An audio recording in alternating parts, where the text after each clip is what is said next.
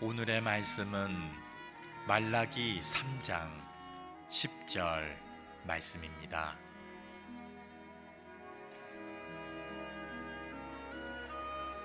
만군의 여호와가 이르노라. 너희의 온전한 11조를 창고에 들여 나의 집에 양식 있게 하고 그것으로 나를 시험하여 내가 하늘 문을 열고 너희에게 복을 쌓을 곳이 없도록 붙지 아니하나 보라. 아멘. 작년 12월 29일 복된 새해를 꿈꾸며 제주도에 놀러 온 사람들이 한 게스트하우스에서 폭발 사고로 인해서 8명이 큰 부상을 당했습니다. 사고의 원인을 경찰과 소방당국이 조사를 해보니 가스레인지와 연결된 가스 배관의 틈이 벌어진 것이 원인이어서 가스 밸브를 열고 가스레인지를 켜는 순간 폭발을 했다는 겁니다. 가스 자체는 문제가 없었지만 그것을 공급하는 파이프에 문제가 생겨서 엄청난 비극을 맞이하게 됐습니다. 많은 분들이 왜 하나님 우리 가정과 내 인생에 복을 주시지 않습니까? 이렇게 질문을 합니다. 정말 하나님은 여러분에게 복을 주시지 않는 걸까요? 그렇지 않습니다. 하나님은 어제나 오늘이나 내일이나 신실하신 분이에요. 그래서 우리에게 여전히 복을 주시는데 하나님이 주시는 그 복의 파이프가 문제가 있습니다.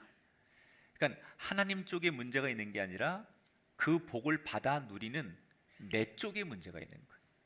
그러니까 우리는 나는 점검하지 않으면서 하나님은 왜 내 기도와 우리 삶에 또는 내 운영하는 일터에 생업에 복을 주시지 않습니까? 라고 복을 주는 주체인 하나님 앞에 문제 제기를 하면서 그 복을 받아 누리는 나한테는 문제가 없는지 점검하지 못하는 걸까? 그래서 오늘은 하나님께 문제 제기보다는 나를 점검하는 시간으로 오늘 말라기의 성경을 여러분에게 소개하려고 합니다. 이 말라기 선지자는 이스라엘 선지자 가운데 역사적으로 가장 이스라엘이 암울할 때 암흑의 시대에 유대 땅에서 활동하던 선지자였어요. 왜 말라기 선지자는 암울한 시대의 선지자라고 얘기를 하느냐? 유대인들이 포로로 끌려갔다가 오랜 세월 동안 포로로 살다가 고국으로 돌아옵니다. 그리고 돌아와서 성전을 지으면서 우리가 이제 우리 땅에 돌아왔으니 하나님의 성전을 지으면 하나님이 우리를 복되게 하실 거야. 그런 기대감을 가지고 새로운 희망을 꿈꾸기 시작했어요. 그런데 당시에 유대 땅을 점령했던 페르시아의 다리우스 왕이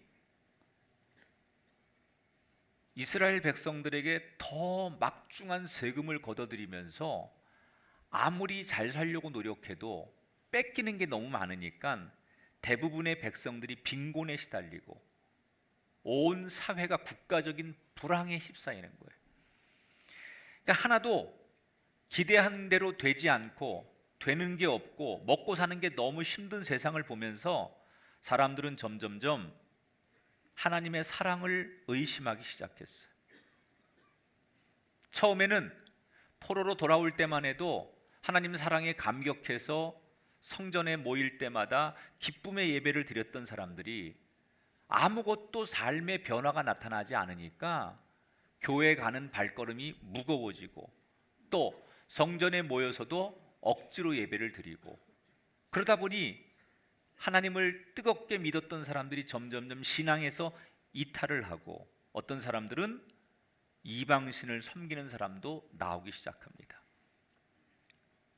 곳곳에서 하나님을 원망하고 하나님은 어디 계시느냐 이렇게 탄식하는 소리가 여기저기서 들리기 시작합니다.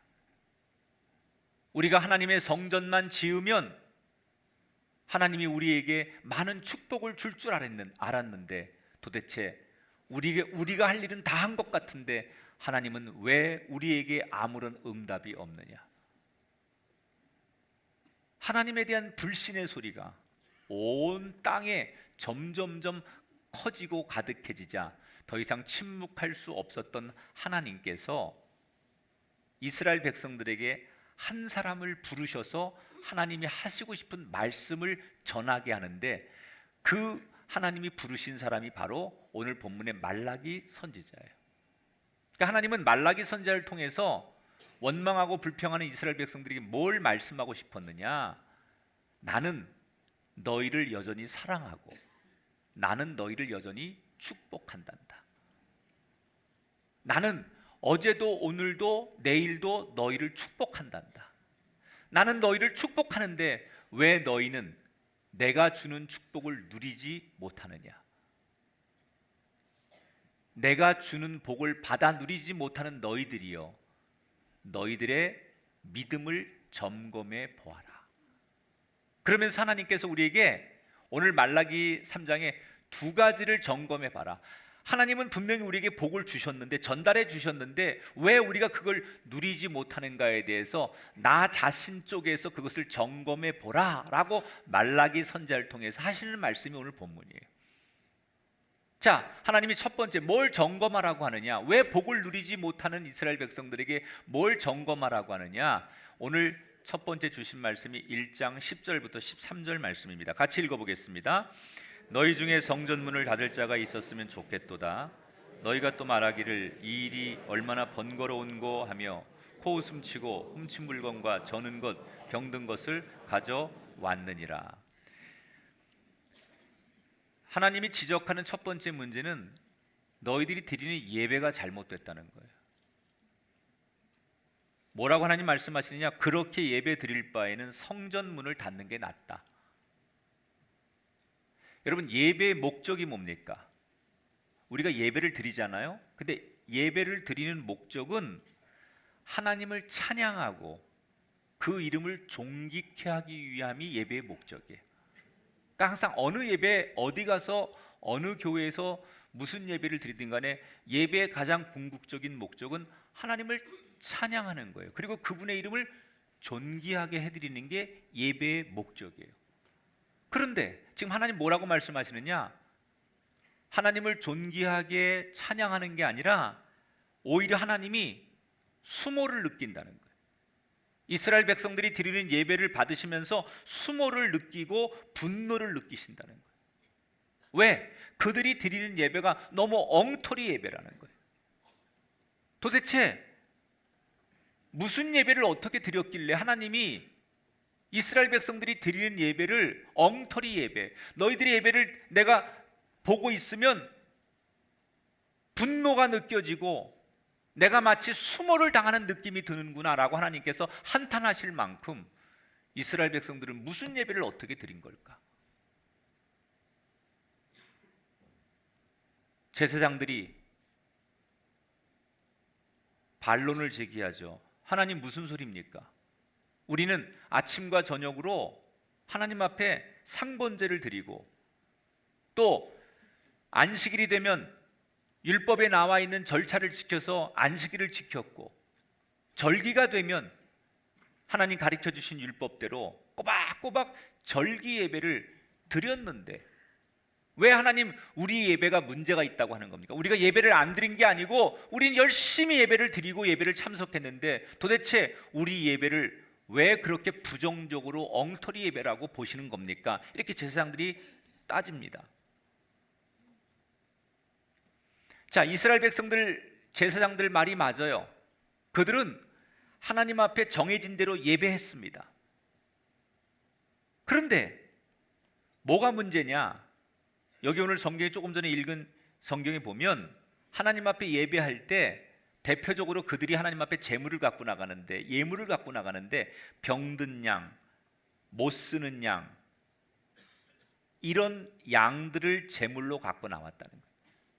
율법에 보면 이스라엘 백성들에게 다리가 상하거나 또는 뭐 이렇게 그 양들 가운데 병든 게 있으면 그건 사람도 먹으면 안 된다. 그런 것은 이렇게 개나 동물들이 먹을 수 있도록 구별해라. 이런 말씀이 있어요.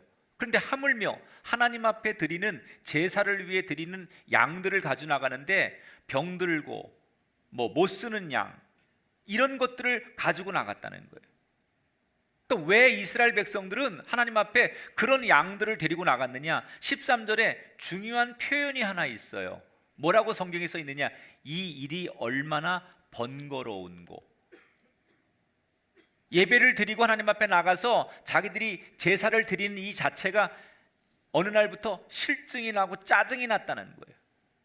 여러분, 찬양과 기쁨이어야 될 참된 예배 정신에 정반대되는 개념이 실증과 짜증이에요.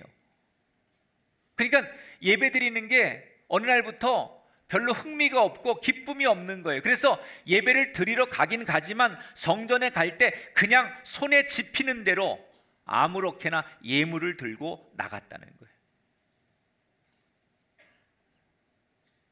하나님이 지적하시는 것은 너희들이 예배 양이 적어서가 아니라 그 예배를 드릴 때 어떤 마음속에 기대감, 감흥 이런 거 없이 너무나 의무적이고 형식적인 예배를 드리는 것, 영혼이 없는 예배.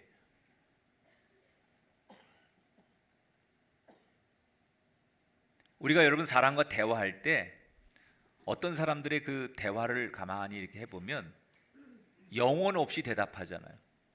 진정성 없이 네 이렇게 하지만 그게 하나도 진정성 있게 들리지 않을 때 오히려 그런 얘기를 들으면 더 수모감을 느끼는 거예요. 하나님이 원하시는 예배는 작은 예배일지라도 그 예배에 최선을 다하는 거예요. 여러분, 예배가 내 입장에서 드리는 예배가 아니라 하나님의 입장에서 드리는 예배를 분석해 보세요. 하나님이 받으시는 하나님의 입장에서 예배가 드려져야 되는데 내 입장, 내 형편에서 드리는 예배를 가지고 우리는 그게 예배라고 생각하는 거예요. 내 입장이 이러니까, 내 환경이 이러니까 나는 이렇게 예배합니다 라고 하는 예배는 하나님이 보실 때는 그건 진정한 예배일 수 없다는 거예요. 여러분, 이 이야기가 2500년 전 얘기예요. 2500년 전 이스라엘 백성들의 상황을 지금 역사적으로 기록한 책이에요. 그런데 이게 2500년 전의 얘기임에도 불구하고 우리에게 낯설지 않는 이유가 뭘까요? 지금 우리의 현실과 너무 흡사해요. 우리는 지금 오래된 경제 불황, 우리가 맞이하는 암울한 사회, 뭔가 새해가 되었지만 더 나아질 것이라고 하는 기대감이 없는 불신과 절망의 상황. 2500년 전에 있었던 상황이 지금 2020년 우리가 살아가는 지금 우리 자리에 그대로 일어나고 있어요. 요즘 교인들이 저에게 제일 많이 하는 질문, 정말 하나님은 우리와 함께 하시는 게 맞나요? 하나님이 우리 기도를 듣고 계신 건가요?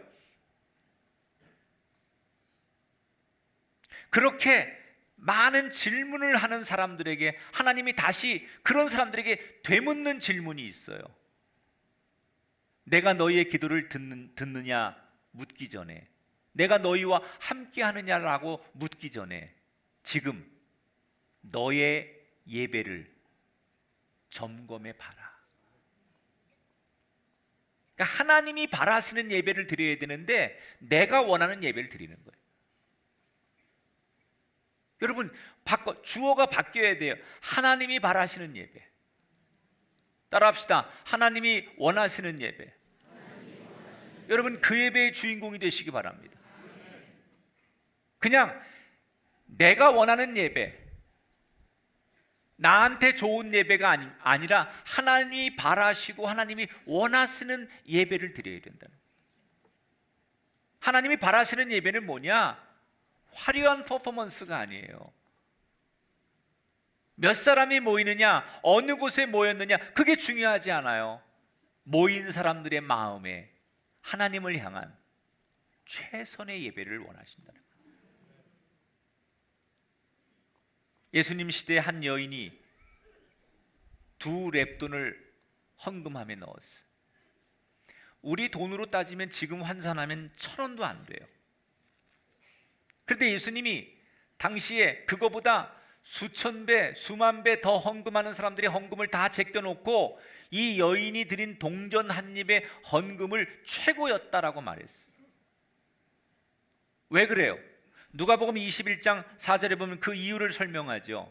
그 가난한 중에 자기가 가지고 있는 생활비 전부를 넣었느니라. 자기가 드릴 수 있는 최선. 하나님은 그걸 보시는 거죠. 하나님이 받으시는 예배는, 하나님이 기대하는 예배는 네가 얼마나 최선을 다하느냐. 오늘도 모인 사람들이 몇 명이냐, 얼마나 큰 교회냐, 어디에 있는 교회냐가 중요한 게 아니라 그 모여진 사람이 얼마나 최선의 예배를 다했느냐. 사랑하는 여러분, 언젠가부터 우리에게 최선이 아닌 차선의 예배를 만족하고 있지는 않습니까? 저는 우리가 이렇게 지금 놀라운 전 세계가 역사적으로 전무후무한 성장과 축복을 누리는 대한민국의 이 원동력 중에 하나가 우리 부모 세대들이 최선을 다하는 그런 예배가 있었기 때문에 그 열매를 우리가 따먹는 거라고 생각해요. 저는 교회에서 부흥회 할 때 이렇게 북 하나 갖다 놓고 북 치면서 5일씩 부흥회 하면서 은혜 받은 세대고요. 피아노 없어서 풍금 치면서 은혜 받았고 이런 게 어디 있어요? 궤도라고 해가지고 종이에 써가지고 주일학교 때 그거 넘기면서 부흥회 하던 세대예요. 밤새도록 철야 새벽 예배 할 때까지 철야 기도하던 세대예요. 그래서 그때 정말 우리나라의 교회들이 부흥하고 정말 성도들이 하나님이 기대하는 예배를 드릴 때 향수가 있어요. 얼마나 많은 교인들이 토요일 날 오후면 내일 주일이니까 주일을 위해서 어떤 분은 매주마다 목욕탕에 가서 내 몸을 깨끗하게 하고 성전에 가야지. 그래서 토요일이면 늘 목욕탕에 가서 자기 몸을 씻는 교인이 있고요. 어떤 분은 1년에 딱 한 번 대표 기도를 맡으면 그 한 벌밖에 없는 양복을 꺼내서 일주일 전부터 그걸 이렇게 걸어놓고 다리고 또 가장 그 좋은 넥타이를 매고 그 양복을 일주일 내내 꺼내놓고 또 어떤 분은 그 저고리 한복 명절 때도 안 입는 그 옷을 꺼내가지고 안내라도 한번 시키면 최고의 옷을 입고 나와서 안내해야 된다고 정성을 다하기도 하고요. 10원짜리 100원짜리 헌금을 해도 성도들 어떤 분도 한 손으로 헌금하는 분이 없었어요. 다 공손하게 두 손으로 헌금하고 그것이 제가 어릴 적에 우리 주변에서 흔히 우리 부모 세대들이 신앙생활하면서 보여줬던 그런 모습들이었어요.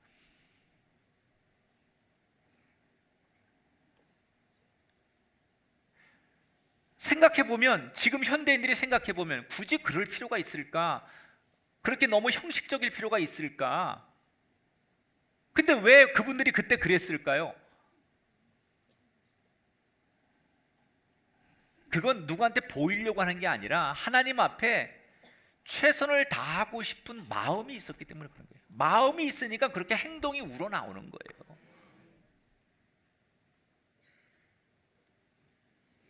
그런 마음,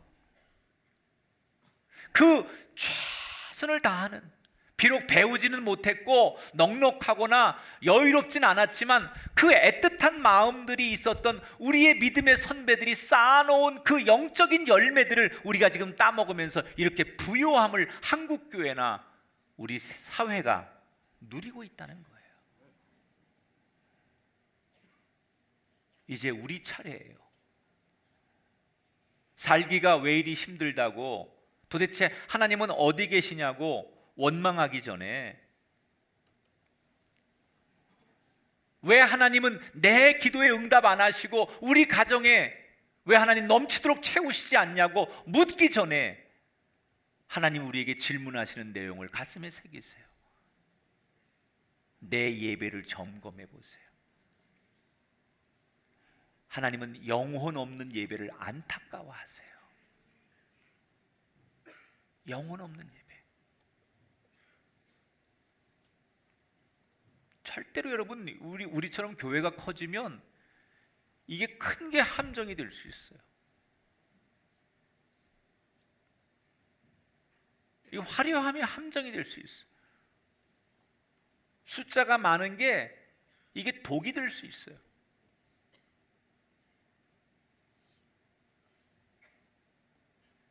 여러분 올 한 해는 하나님이 주시는 축복을 받아 누리기 위해 예배의 파이프가 제대로 작동하게 되기를 축원합니다. 영혼 없는 예배를 너무 안타까워하시면서 하나님께서 두 번째 점검을 요청하신 게 뭐냐? 말라기 3장 8절에 나오는 얘기예요. 같이 읽어봅니다. 시작.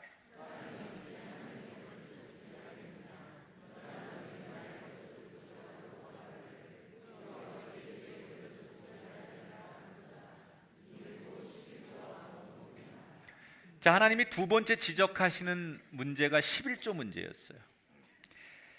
11조를 내지 않는 이들에게 하나님이 내 것을 도둑질한 자들이라고 분노하셨어요. 도대체 11조가 뭐기에 하나님이 이렇게 분노하실까? 여러분 11조에 대한 개념을 정확히 아셔야 되잖아. 성경적으로 11조는 세 가지 의미가 있어요. 첫째는 내가 하나님의 백성임을 인정하는 신앙적 세금이에요. 원래 11조는 하나님을 예배하는 신전, 성전에 내는 세금이에요. 이건 뭘 의미하는 거냐? 나는 이 신을 섬기는 사람입니다. 이런 뜻으로 그 신을 섬기는 신전에 내는 세금, 이게 11조였어요. 하나님은 11조를 자신에게 드리냐? 지금도 그걸 예민하게 보시는 거예요. 이거는 돈을 얼마를 헌금하느냐의 문제가 아니라 네가 나를 섬기는 존재로 인정하느냐 안 하느냐를 보는 대표적인 사례이기 때문에 이 11조를 하나님이 굉장히 예민하게 보시는 거예요. 다른 그 어떤 것보다도 11조를 드리느냐 안 드리느냐를 하나님께서 굉장히 예민하게 보시고 이걸 드리지 않으면 얼마나 분노하시고 책망하시는가 성경에 나오는 거예요. 두 번째, 11조는 성경적으로 내가 이 성전의 사람임을 드러내는 멤버십의 표현이에요. 여러분, 하나님을 섬기는 예배처가 곳곳에 있었어요. 그러면 아무데나 가서 11조를 드리는 게 아니라 내가 속한 예배를 드리는 곳의 예배처에다가 멤버십으로 확인하는 의미에서 11조를 드리는 거예요. 간혹 우리 교인들 가운데 우리 교회처럼 큰 교회, 부자 교회니까 조금 어렵고 가난한 교회다, 난 11조를 돕는 의미로 보내겠다, 그 마음은 알겠는데 여러분 분명히 말씀드리지만 다른 교회에다가 11조를 보내는 분은 나는 우리 교회 사람이 아니라고 선언하는 겁니다. 그분은 우리 교인이 아닙니다. 성경의 가르침이 그렇습니다. 여러분 마음이죠, 그거는. 목사님, 저는 그런 의도로 한 게 아니고 좋은 의도로 한 건데요. 그러면 여러분, 그런 의도가 있다면 11조는 본교회 내시고 따로 그 교회를 위해 선교 헌금을 드리세요. 내가 이 교회에 속한 사람인 것을 확인하는 의미로 11조는 반드시 자기의 교회에서 드려야 된다. 세 번째, 11조는 이 모든 것이 하나님의 것임을 인정하는 신앙적인 표현이에요. 아브라함이 멜기세덱에게 지난주에 설교한 대로 왜 11조를 드렸습니까? 내가 얻은 승리나 내가 누리는 전리품이 다 하나님의 것을 인정하는 의미로 10분의 1을 상징적으로 드리는 거예요. 그러니까 11조는 10분의 1을 떼는 게 아니고요, 10분의 1은 일부분이 아니라 10분의 10을 대표하는 10분의 1이에요. 10분의 10을 대표하는 10분의 1. 우리는 내가 10분의 1을 떼었으니까 11조를 온전하게 했다고 생각하는데 아니에요. 11조의 정신은 10분의 10을 대표하는 10분의 1을 드리는 게 11조라는 거예요. 나는 떼었으니까 다 됐어가 아니라 사실은 이 모든 것이 하나님의 것입니다 라는 것을 인정하고 드리는 10분의 10을 대표해서 드리는 10분의 1이 11조라는 거예요. 그런데 이렇게 중요한 의미의 11조를 유대인들이 안 드리는 거예요. 언젠가부터. 왜 안 드리냐 그랬더니 너무 먹고 살기 힘들다는 거예요. 11조를 드리고 싶은 마음은 있는데 내 생활 형편이 안 된다는 거예요. 여러분, 충분히 저도 목회를 하면서 우리 교인들이 아니 뭐 자녀도 가르쳐야 되고 세금도 내야 되고 뭐 통신비도 여러분 휴대폰도 써야 되고 뭐 보험료도 내야 되고 뭐 당연히 여러분 내야 될 게 많고 수입보다 지출이 많으니까 인간적인 상황으로는 이해가 됩니다. 인간적인 상황으로는 여러분들이 그 이야기를 저도 인간적인 상황으로는 들을 수 있어요. 그런데 신앙적으로는 안 돼요. 신앙적으로는 그게 용납이 안 돼요. 형편이 어렵다고 도덕질을 해도 된다 그러지 않습니다. 형편이 어려워도 도덕질하면 안 되는 겁니다. 아무리 어려워도 훔치면 안 되는 겁니다. 아무리 어려워도 남의 것을 떼먹으면 안 되는 겁니다. 똑같습니다. 아무리 인간적으로는 여러분들의 형편이 어려운 거 동의되지만 신앙적으로는 동의가 되지 않습니다. 하나님은 그걸 용납하지 않습니다. 자꾸 이스라엘 백성들이 어려운 걸 어떻게 해요? 하나님 먹고 사는 게 힘들어서 자녀들 가르치느라고 돈이 없어서 못 드려요. 이렇게 자꾸 핑계를 대니까 하나님께서 더 이상은 안 되겠다고 생각하셔서 유치한 질문을 하시죠. 하나님께서 정말 하나님이 이렇게 유치해질 수 있을까? 얼마나 이 문제가 중요하기에 하나님처럼 말씀 안 하시고 너무 유치하다고 생각할 만큼 내려오셔서 인간들에게 이 문제에 대해서 이렇게 말씀하세요. 말라기 3장 10절입니다. 시작.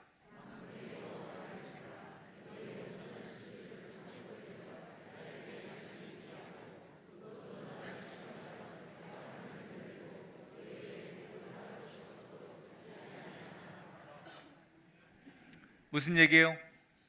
11조 해봐라. 나를 테스트해봐라.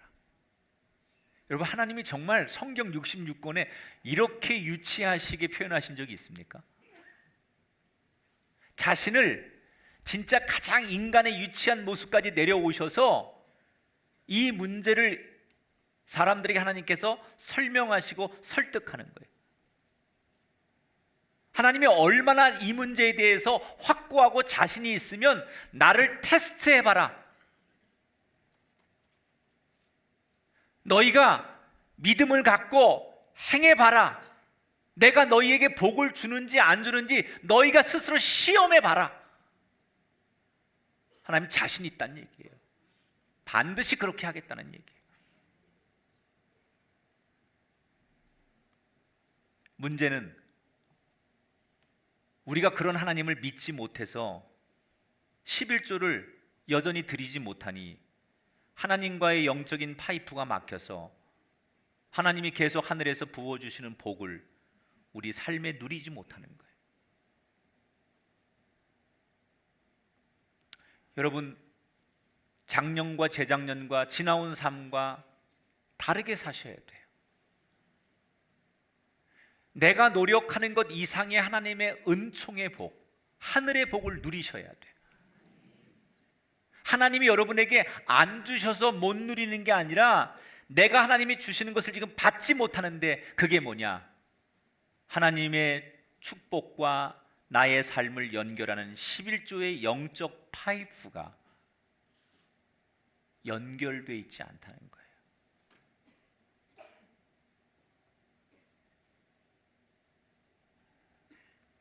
이건 고민한다고 되는 문제가 아니에요.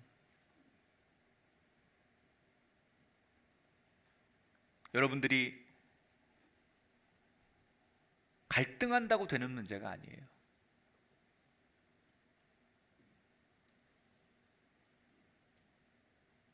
제가 목회하면서 이 11조의 간증이 참 많은데 교인들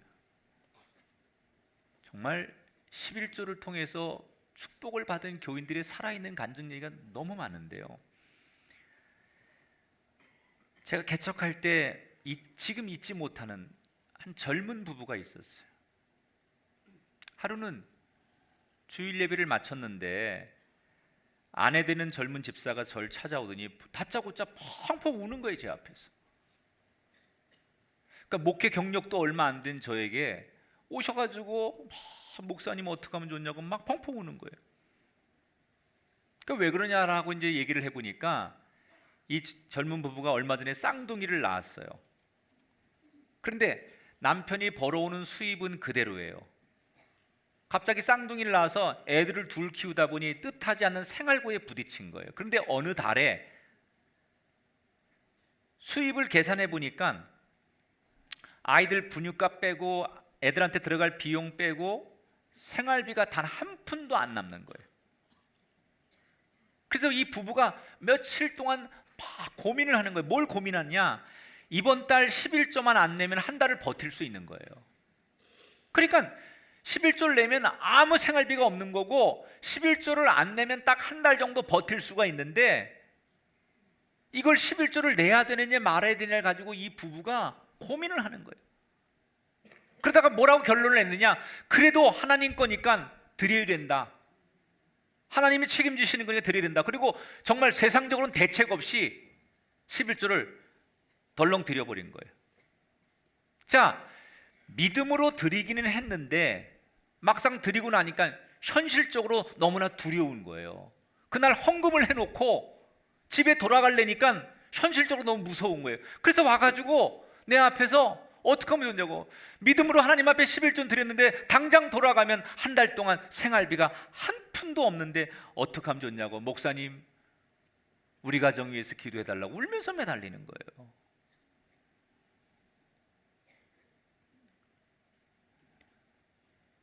제가 얼마나 울컥하는지 그 순간. 이분들의 그 얘기를 들으면서, 간증을 들으면서 얼마나 울컥하는지. 이 부부를 붙들고 제가 정말 간절히 눈물로 기도해 줬어요. 그런데 그 이후에 어떻게 됐느냐? 11조를 낸 그달부터 얼마 지나지 않아서 남편이 회사에서 일이 풀리기 시작하는데, 회사에서 그분이 하는 그 분야에서 인정을 받아서 그 회사에서 받는 연봉의 몇 배로 다른 회사에 이직을 요청받았어요. 그래서 이분이 그 달에 얼마 안 가서 갑자기 다른 회사에서 지금 받는 연봉의 몇 배 되는 회사로, 자리로 승진하고 스카웃되면서 갑자기 경제적으로 여유가 생겨요. 그뿐이 아니에요. 그분이 자기의 그 회사 생활의 기반을 가지고 조그만 사업을 운영했는데 하나님께서 이 기반 없이 사업하는 남편의 사업장을 통해서 축복을 하시는데, 그 물질의 축복, 그 자녀의 축복은 말할 수 없이 지금까지 그 하나님의 은혜를 누리고 사는 거예요. 근데 이 부부가 지금 뭐라고 말하느냐? 이게 벌써 한 20몇 년 전 일인데 자기들이 오늘 이렇게 축복을 받은 그 근거는 그때 목사님 앞에 울면서 드렸던 그 11조가 자기들에게 축복의 통로였다는 거예요. 어떤 분들은 이런 설교를 들으면 에이 무슨 11조를 낸다고 그런 길이 열리겠냐, 그거 다 우연이야 라고 말합니다. 여러분, 우연 아닙니다. 우연이라고 믿으면 평생 여러분은 로또 복권 기대하고 사는 거예요. 이건 우연이 아닙니다. 필연입니다. 심은 대로 거둡니다. 하나님이 먼저 약속하셨습니다. 그러므로 어렵더라도 먼저 11조를 드리십시오. 그러면 하나님께서 더 큰 것으로 채워주실 줄 믿습니다. 왜 성경에 벳세다 광야에 소년 하나가 드린 도시락 하나가 5,000명을 먹이고도 12광들이가 남는 이야기를 그렇게 수없이 설교를 들으면서 아멘하고 은혜를 받으면서 여러분 삶에 적용할 생각은 못하십니까? 작은 것을 드리면 너무나 큰 것으로 채우시는 하나님, 그 시작점이 어딥니까? 바로 하나님 앞에 온전하게 11조 하는 거예요. 여러분의 상황을 거기에 대입하지 마십시오. 아무리 어려워도 먼저 드리십시오. 지금 이 말라기 선지자 시대 이스라엘 백성들이 어려워서 11조 못하는 게 아니에요. 11조 제대로 안 하니까 삶이 점점 더 어려워지는 거예요. 그걸 말씀하시는 거예요. 말씀을 정리합니다. 우리가 하나님 앞에 복을 받으려면 영적인 파이프를 점검해 봐야 돼. 예배를 드리는 것으로 만족하지 마시고 의무의 예배가 아닌 최선의 예배를 바꿔서 드려보십시오. 무슨 상황을 만나든지 하나님 앞에 드려야 될 11조를 절대로 놓치지 마십시오. 11조를 드리는 수칙이 있어요. 수입이 생기면 제일 먼저 11조를 떼세요. 그렇게 하세요. 제일 먼저 11조를 떼세요. 이건 하나님께 드리는 것, 떼놓고 10분의 9 가지고 나머지를 계산하세요.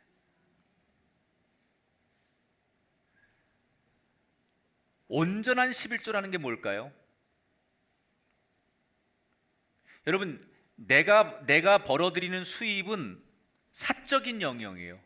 뭐 이걸 교회에서 무슨 우리가 세무감사하고 그러는 게 아니니까 여러분들의 사적인 영역이에요. 그런데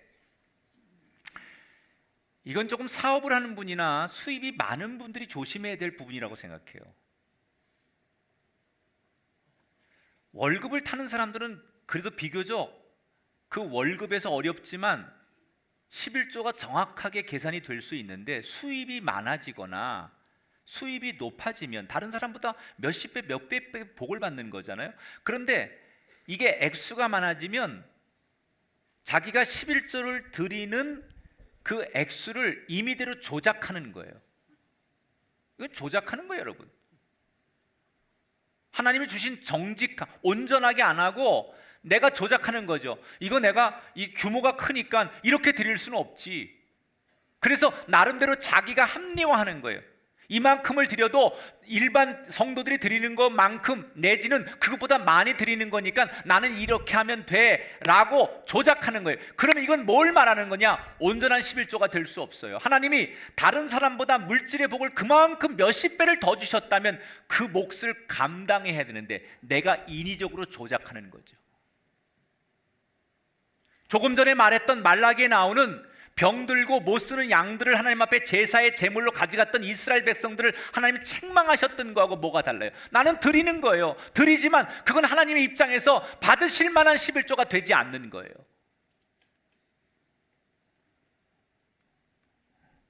부담스러워도 어쩔 수 없어요. 내가 얘기했죠. 오늘 내가 할 말 다 하겠다고.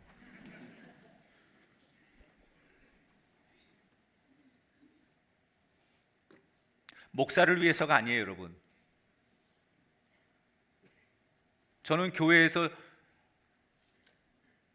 여러분이 11조 더 한다고 제 월급이 더 올라가거나 더 누리지 않아요. 정말로 여러분 잘 되기를 원해요. 하나님이 지금 준 것보다 더 잘 되는 걸 원하십니까? 여러분 자손까지 그 복이 이어지길 원하십니까? 그러면 상황의 핑계나 상황에 여러분 몰입하지 마시고 믿음으로 이겨내시길 바랍니다. 사실 교인들에게 좋은 신앙의 습관은 모든 예배는 준비가 돼야 돼. 특히 여러분 교회에 오셔서 그때서야 헌금 시간에 헌금을 드리는 거 하지 마세요. 엄밀히 말하면 주일 헌금이라는 건 없어요. 감사 헌금이 주일 헌금을 대처해야 돼요. 그게 준비하는 거예요. 내가 오늘 주일 예배를 드리러 가면서 하나님 앞에 한 주간 삶을 정리하는 거예요. 그래서 적어도 내가 교회 예배당에 들어오기 전에 또는 집에서 하나님 내가 일주일간 이렇게 사는 것을 감사합니다. 이런 일들로 하나님 지켜주신 것을 감사합니다. 하나님 이런 문제로 내가 마음 아팠는데 하나님 나와 함께 하심을 감사합니다. 이렇게 감사함을 드리는 게 주일의 예물이 돼야 돼요. 그런데 교회 와서 헌금 시간이 되니까 그때서야 헌금을 이쪽 주머니에서 찾고 이쪽 주머니에 찾았다가 좀 이렇게 원하지 않는 지표가 나오면 네가 나올 때가 아니다 이러면서 걔를 다시 후퇴시키고 두 번 그게 무슨 헌금입니까? 그게 무슨 감사함입니까? 여러분, 하나님을 그 정도로 여러분이 무시하는 거예요. 내가 10,000원짜리 하나 정도 하나님 이렇게 던져주면서 내 할 도리를 다 했다고 여러분 하나님을 그 정도로 대우하면 하나님이 여러분을 어떻게 대우하시겠어요? 하나님을 최고로 높이세요. 그 하나님이 하늘의 것과 세상 것으로 여러분과 여러분의 자손 만대를 이 세상 모든 사람들이 우러러보고 부러워하도록 높여주신다고 약속하셨어요. 최선의 예배, 믿음의 11조, 이 영적 파이프를 잘 점검하고 이으셔서 올 한 해 광야에서 꽃이 피는, 광야에 생수가 흐르는 영적인 풍성함을 우리 꿈의 교회 모든 성도들이 다 누리시게 되길 바랍니다. 테스트해봐라, 도전해봐라. 하나님의 이 거룩한 명령 앞에 우리 모두 말씀에 사로잡히는 한 해가 되셔서 은혜를 누리시는 저와 여러분이 되길 주의 이름으로 축원합니다.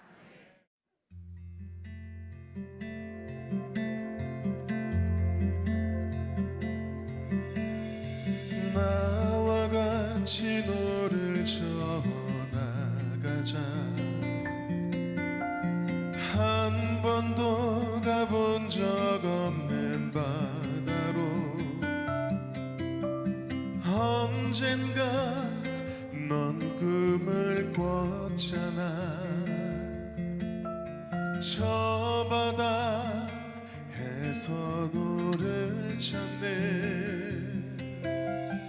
나와 같이 꿈을 져나가자. 내가 너의 방향을 잡을 테니 두려워하지는 말아라. 내 삶에 파도가 쳐올 때 그때가 오면 난 너와 함께 노를 져갈 거야. 내 삶의 노를 난 너와 함께 잡고 갈 거야. 저 높은 파도가 널 삼키려고 오면 너는 나의 손을 잡고 나는 너의 노를 잡고 휘몰아치는 바람도 난 너와 함께 맞겠어. 난 절대 너를 이곳에 혼자 두지 않겠어. 언젠가 내 삶의 마지막 항해까지 너는 나의 손을 잡고 나는 너의 노를 잡고 꿈의 바다를 가자.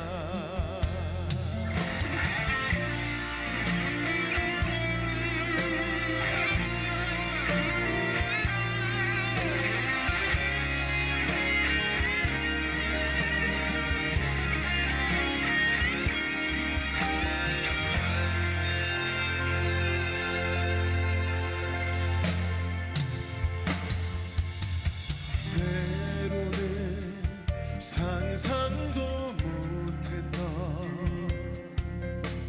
파도가 내 삶에 칠 거야. 또 어디서 부는지도 모르는 바람이 내 속에 두려움을 요동치게 할 거야.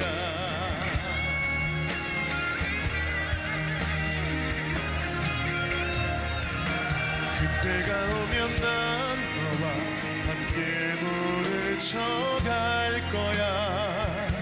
내 삶의 노를 난 너와 함께 잡고 갈 거야. 저 높은 파도가 널 삼키려고 오면 너는 나의 손을 잡고 잡고 휘몰아치는 바람도 난 너와 함께 맞겠어.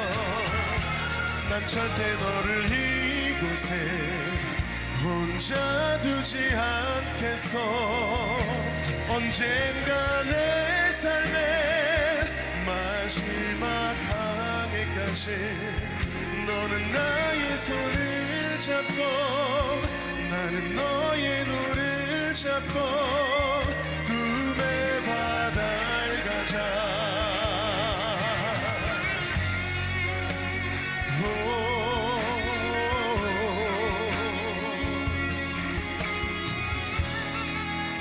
꿈의 바다로 가자.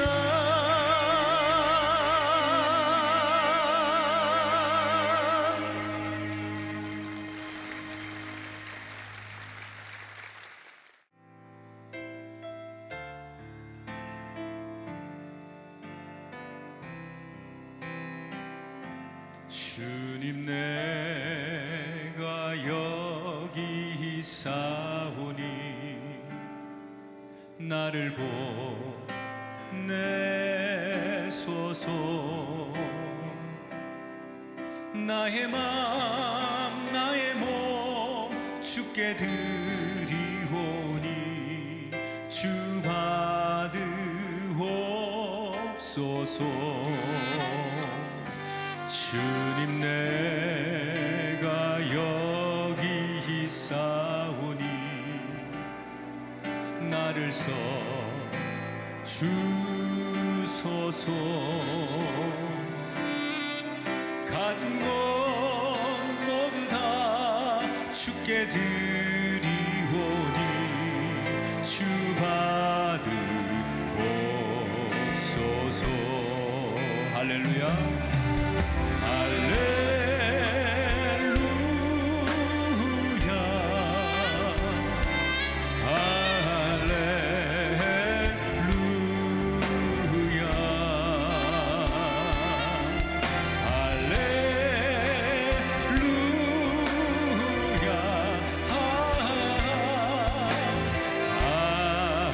두 손 높이 드시고 할렐루야로 하나님을 높여 찬송합니다. 할렐루야.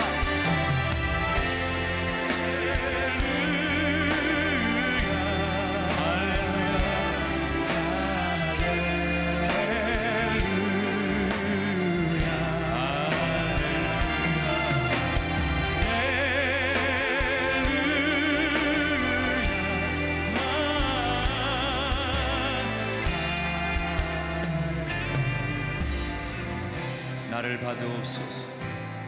나를 받으오. 한 번 더 큰 소리로 나를 받으옵소서.